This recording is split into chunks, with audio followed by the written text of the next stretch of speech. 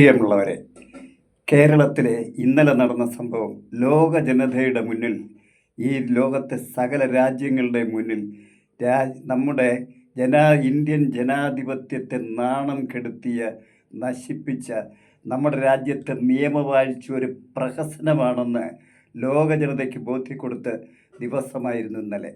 അതിന് കാരണം കേന്ദ്ര ED, അതായത് എൻഫോഴ്സ്മെൻറ്റ് ഡയറക്ടറേറ്റ്, ധനകാര്യ വകുപ്പിൻ്റെ കീഴിൽ പ്രവർത്തിക്കുന്ന വളരെ വിശ്വസനീയമായ നമ്മുടെ രാജ്യത്തിൻ്റെ ഒരു അന്വേഷണ ഏജൻസിയാണ്, സാമ്പത്തിക കുറ്റാന്വേഷണ ഏജൻസിയാണ് ED എന്ന് പറയുന്നത്. ആ EDയിലെ ഉദ്യോഗസ്ഥന്മാരെ കേരളത്തിലെ വിജിലൻസ് ആൻറ്റി കറപ്ഷൻ ഉദ്യോഗസ്ഥർ അവരെ അറസ്റ്റ് ചെയ്തിരിക്കുന്നു. കാരണം രണ്ട് വ്യവസായികളെ, ഒരു വ്യവസായി, അതായത് കൊട്ടാരക്കരയിൽ നിന്ന് കശുവണ്ടി വ്യവസായം നടത്തുന്ന ഒരു വ്യവസായിയിൽ നിന്ന് അദ്ദേഹത്തെ ഭീഷണിപ്പെടുത്തി 2 കോടി രൂപ ആവശ്യപ്പെട്ടതിനാണ്, ആവശ്യപ്പെട്ട കേസിലാണ് ഈ ED ഉദ്യോഗസ്ഥരെ അറസ്റ്റ് ചെയ്തിരിക്കുന്നത്. നോക്കണേ, നമ്മുടെ രാജ്യത്തെ പരമോന്നതമായ നിയമസംഹിത പാടെ അട്ടിമറിക്കുന്ന ഇത്തരം ഉദ്യോഗസ്ഥന്മാരാണ് നമ്മുടെ നാട്ടിലെ ബ്യൂറോക്രാറ്റ് എന്ന് പറയുന്നത്. ഈ ഉദ്യോഗസ്ഥർ 2 കോടി രൂപ വാങ്ങുമ്പോൾ 40% കമ്മീഷൻ ഇടനിലക്കാർക്ക് കൊടുക്കും. അങ്ങനെ ഇക്കാലം അത്രയും ഇവർ ED എന്ന് പറയുന്ന, അല്ലെങ്കിൽ ഇന്ത്യയിലെ എല്ലാ അന്വേഷണ ഏജൻസികളും ഇവിടെ അഴിമതിക്കാരാണെന്ന് ഓരോ ദിവസവും തെളിയിച്ചു കൊണ്ടേയിരിക്കുന്നു. നിങ്ങളൊന്ന് ആലോചിച്ച് നോക്ക്, മറ്റേതെങ്കിലും ഒരു രാജ്യത്ത് ഇത്തരം അഴിമതികൾ നടക്കുമോ? നടന്നിട്ടുണ്ടോ? നടക്കുന്നുണ്ടോ? നമ്മുടെ നാട്ടിലെ ജഡ്ജിമാർ തന്നെ അഴിമതിക്കാരായിക്കൊണ്ടിരിക്കുന്നു. നമ്മളെല്ലാം കേട്ടതാണ്, ഡൽഹി ഹൈക്കോടതിയിലെ ജഡ്ജി യശ്വന്ത് വർമ്മയുടെ വീട്ടിൽ നോട്ട് കൂമ്പാരം കത്തി അമർന്ന് ചാമ്പലായി തീർന്നത്. പാവപ്പെട്ട 100 കോടിയിലധികം ജനങ്ങളുടെ പട്ടിണി കിടക്കുമ്പോൾ ഇത്തരം ജഡ്ജിമാരുടെയും ഉദ്യോഗസ്ഥരുടെയും വീടുകളിൽ, അതുപോലെ തന്നെ രാഷ്ട്രീയക്കാരുടെയും വീടുകളിൽ പണം ധാരാളം, വെച്ചാൽ കോടാനുകോടി പണം ശേഖരിച്ചു വച്ചിരിക്കുന്നു എന്ന വസ്തുതയിലേക്കാണ് വിരൽ ചൂണ്ടുന്നത്. ഇതെങ്ങനെയാണ് സംഭവിച്ചത് എന്നൊന്ന് നമുക്കൊന്ന് പരിശോധിച്ച് നോക്കാം. നമ്മുടെ രാജ്യം ഏതാണ്ട് സ്വാതന്ത്ര്യം കിട്ടി ഒരു 10-20 വർഷം കഴിഞ്ഞപ്പോഴേക്ക് അഴിമതി രാജ്യമായി മാറി എന്ന കാര്യത്തിൽ സംശയമൊന്നുമില്ല. പക്ഷേ ഇത്രത്തോളം നഗ്നമായ ഒരു അഴിമതിയും സ്വജനപക്ഷപാതവും, അതുപോലെ തന്നെ എല്ലാവിധ അധാർമിക പ്രവർത്തനങ്ങളും, ക്രിമിനലിസവും, കൊലയുമൊക്കെ ഈ രാജ്യത്തുടനീളം നിർബാധം ആരംഭിച്ചിട്ട് ഏതാണ്ടൊരു 10-11 വർഷം കഴിഞ്ഞിരിക്കുന്നു. അതായത് നമ്മളെല്ലാം ഇവിടെ എല്ലാ രാജ്യസ്നേഹികളും മഹാനെന്നും ധീരനെന്നും ഒക്കെ വാഴ്ത്തുന്ന ഈ മോദിജി അധികാരത്തിൽ വന്നതിന് ശേഷമാണ് അത് സംഭവിച്ചുകൊണ്ടിരിക്കുന്നത്. എല്ലാ ബ്യൂറോക്രാറ്റുകൾക്കും എല്ലാ മേഖലയിലും അഴിമതി നടത്താനുള്ള പ്രോത്സാഹനമായി അദ്ദേഹം മാറിയെന്നതാണ് ചരിത്രത്തിലെ ഏറ്റവും വലിയ ഭയാനകമായ വസ്തുത. അതായത് രാമക്ഷേത്ര നിർമ്മാണത്തിന് അയോധ്യ കേസ് അട്ടിമറിച്ച് അനുകൂലമായ വിധി സമ്പാദിക്കുന്നതിന് വേണ്ടി 2 ജഡ്ജിമാരെ അദ്ദേഹം വിലക്കെടുത്തു വന്നത് പകൽ പോലെ സത്യമായ കാര്യമാണ്. അതായത് ആ 2 ജഡ്ജിമാരിൽ ഒരാൾ, അതായത് ചീഫ് ജസ്റ്റിസ്, ഇന്ത്യയുടെ ചീഫ് ജസ്റ്റിസ്, ഇന്ന് രാജ്യസഭ MP ആയി വാഴുന്നത് ഈ രാമക്ഷേത്ര നിർമ്മാണത്തിന് വിധി അനുകൂലമായി BJPക്കും സംഘപരിവാർ സംഘടനകൾക്കും അനുകൂലമായി വിധി എഴുതിയതിൻ്റെ കൈക്കൂലിയായിട്ടാണ് ഇന്ന് അദ്ദേഹം രാജ്യസഭ MP ആയി വാഴുന്നത്. അതുപോലെ തന്നെ അബ്ദുൾ റഷീദ് എന്ന ജഡ്ജി ഇവിടെ ഗവർണറായി വാണരുളുന്നു.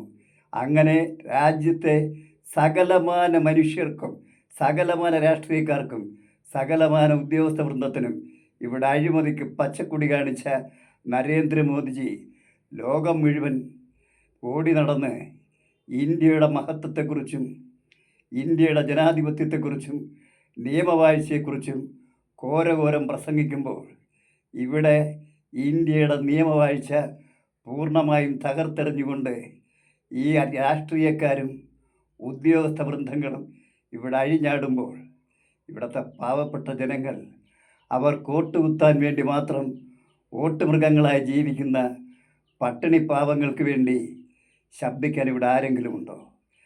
എല്ലാവരുടെയും ശബ്ദം, ഞാനത് പല വീഡിയോകളിലും പറഞ്ഞിട്ടുള്ള കാര്യമാണ്, ഇനിയും ഇനിയും ഞാൻ ആവർത്തിച്ച് പറയും.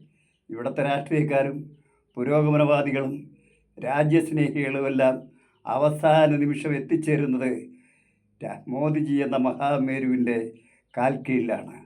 അദ്ദേഹത്തിൻ്റെ നിർദ്ദേശപ്രകാരമാണ് ഇവിടുത്തെ സകലമാന പുരോഗമനവാദികളും ജീവിക്കുന്നത്. കാരണം എല്ലാ പുരോഗമനവാദികൾക്കും ഇതുപോലെ കോടാനുകൂടി സമ്പത്ത് വാരിക്കൂട്ടുന്നതിനുള്ള എല്ലാ അവസരവും അദ്ദേഹം ചെയ്തു കൊടുക്കുന്നു.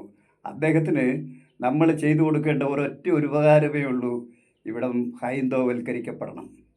ഇവിടെ RSS BJP താണ്ഡവമാടണം. അദ്ദേഹം അധികാരമേറ്റെടുത്ത ആദ്യം തന്നെ ഒരു സൈനികൻ്റെ അച്ഛനെയാണ് കൊന്നൊടുക്കിയത്. മുത്തലഖ് അഖിലാഖ് എന്ന് പറയുന്ന ഒരു മനുഷ്യൻ അയാളുടെ വീട്ടിൽ ഇത്തിരി ഇറച്ചി സൂക്ഷിച്ചതിന്, ആട്ടിറച്ചിയാണെന്ന് നമ്മൾ കോടതിയിൽ തെളിയിക്കപ്പെട്ട് കഴിഞ്ഞതാണ്. പക്ഷേ ആ സൈനികൻ്റെ പിതാവിനെ ജനക്കൂട്ടം തല്ലിക്കൊന്നത് മുതൽ ഇന്നോളം ഏതാണ്ട് 12 വർഷക്കാലത്തോളം ഇവിടെ നടന്നിട്ടുള്ള ഒരു പശുവിനെ കടത്തുന്നതിനോ പശുവിനെ എൻ്റെ കൂടെ നടന്നു പോയാൽ മതി ഇവിടെ കൊന്നൊടുക്കാൻ. അങ്ങനെ ഈ ഉത്തരേന്ത്യ മുഴുവൻ ഭീഷണിപ്പെടുത്തി ഭരിച്ച് ഇവിടെ അഴിമതിക്കും കൊലപാതകത്തിനും സകലവിധ അധാർമികതയ്ക്കും ക്രിമിനലിസത്തിനും ലൈസൻസ് കൊടുത്തുകൊണ്ട് ഈ അഴിമതിയിൽ നിന്ന് ജനശ്രദ്ധ തിരിച്ചുവിടാൻ എപ്പോഴും അദ്ദേഹം മതത്തെയും യുദ്ധത്തെയും ആയുധമാക്കി ഈ രാജ്യത്തെ കുട്ടിച്ചോറാക്കിക്കൊണ്ടിരിക്കുകയാണെന്നുള്ളത് നിസ്സംശയം നമുക്ക് ഏവർക്കും മനസ്സിലാകാവുന്ന കാര്യമാണ്. പത്രം വായിക്കുന്നവർക്ക് അല്ലെങ്കിൽ അരിയാഹാരം കഴിക്കുന്ന കേരളീയന് മനസ്സിലാക്കാവുന്ന സത്യമാണത്. ഹൈന്ദവവൽക്കരണത്തിന് വേണ്ടി അഴിമതിയും ധൂർത്തും സകലമാന രാഷ്ട്രീയക്കാർക്കും സകല ഉദ്യോഗസ്ഥർക്കും ലൈസൻസ് കൊടുത്ത ഒരു ഭരണം തന്നെയാണ് ഈ രാജ്യത്ത് അരങ്ങേറുന്നത്. അതുകൊണ്ട് തന്നെയാണ് ജനത്തിൻ്റെ ശ്രദ്ധ ഈ അഴിമതിയിൽ നിന്ന് തിരിക്കുന്നതിന് വേണ്ടി ഏത് സമയവും യുദ്ധവും പിന്നെ പള്ളികൾ ഇടിച്ചു നിരത്തലും അതിൻ്റെ പിറകെ അമ്പലങ്ങൾ പണിയലും എല്ലാമായിട്ട് സത്യത്തിൽ രാജ്യത്തിന് പുരോഗമനപരമായ എന്തെങ്കിലും കാര്യം നമ്മുടെ പ്രധാനമന്ത്രി ചെയ്യുന്നുണ്ടോ എന്നാലോചിച്ച് നോക്കിയാൽ എല്ലാവർക്കും പറയാനൊരു കാര്യമുണ്ട്. ഇവിടെ സകലമാന മനുഷ്യർക്കും റേഷൻ കൊടുക്കുന്നു. സത്യമാണ്. 5 കിലോ റേഷനും 2-3 കിലോ ആട്ടയും കൊടുത്ത് ഇവിടുത്തെ ജനങ്ങൾക്ക് അതുകൊണ്ട് തൃപ്തിപ്പെട്ട് ജനങ്ങൾ ജീവിച്ചു കൊള്ളണം.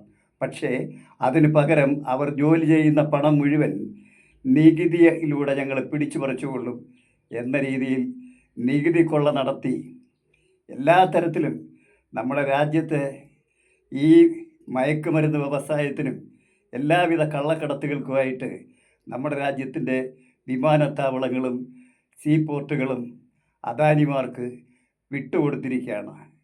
എന്നിട്ട് അവരിവിടെ മയക്കുമരുന്നിറക്കി ബിസിനസ് ചെയ്ത് കോടാനുകോടികൾ സമ്പാദിക്കുമ്പോൾ അത് ഡ്രഗിന് അഡിക്റ്റായി നമ്മുടെ യുവതലമുറ ഭ്രാന്ത് പിടിച്ചും കൂട്ടക്കൊലപാതകം നടത്തിയും കൊള്ളയടിച്ചും പിടിച്ചു പറിച്ചും ബലാത്സംഗം നടത്തിയും ഇവിടെ നശിച്ചുകൊണ്ടേയിരിക്കുന്നു.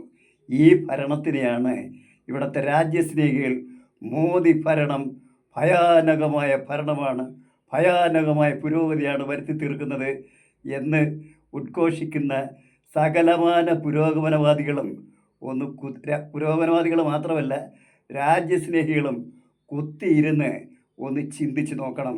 ഈ ചെയ്യുന്നതൊക്കെ നീതിയാണോ അനീതിയാണോ? നമ്മുടെ രാജ്യത്തിൻ്റെ നിയമവ്യവസ്ഥ തകർച്ചയിലല്ലെന്നും തകർന്നിട്ടില്ലെന്നും ഇനിയും ഈ രാജ്യസ്നേഹികൾക്ക് പ്രഖ്യാപിക്കാൻ കഴിയുമോ? ഞാൻ ഇത്രയും ചോദിച്ചുകൊണ്ട് തൽക്കാലം ഞാൻ എൻ്റെ വീഡിയോ ഇവിടെ അവസാനിപ്പിക്കുന്നു. Good bye.